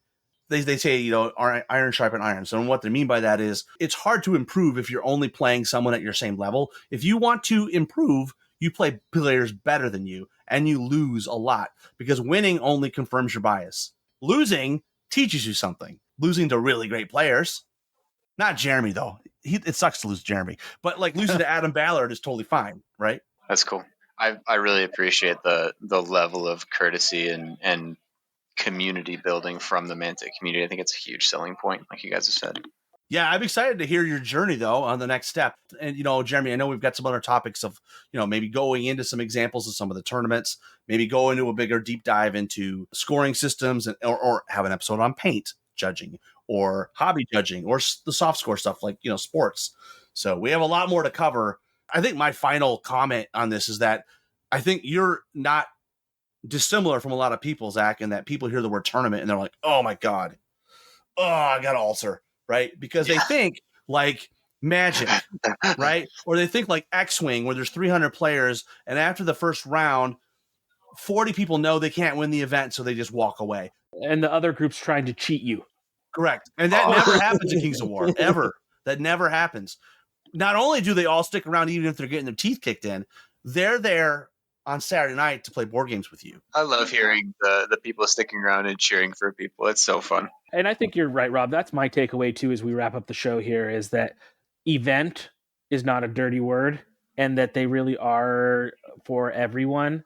And don't let any preconceived notions about what you think an event or a tournament would be to stop you from at least giving it a shot. Just give it a try. I think the bug will get you.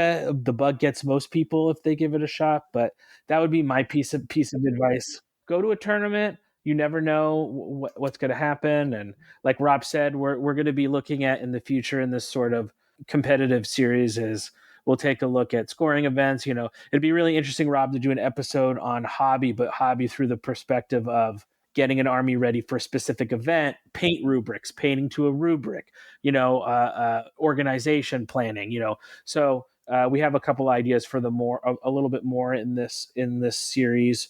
It's hard, Rob, as we get closer and closer to the 4th, I think we're going to be doing a little bit more content, a little less army reviews and a little bit more content around things that will be applicable after the edition change, because the last thing we want to do is release some episodes with content that will sunset in 6 months or 8 months or whatever it's going to be, right? So, okay, well, Zach, we really appreciate the first of all the suggestion for the topic, and that you were a willing guinea pig to partake in this endeavor of laying it out there what you're looking for and a lot of great questions.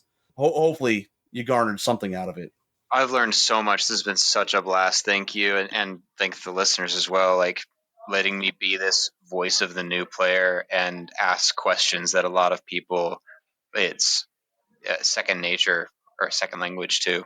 So I really appreciate it. Thank you. Well, before we get out of here, let's remind everybody of your podcast. So why don't you tell us a little bit of what's the elevator pitch for the Mantic Lore podcast?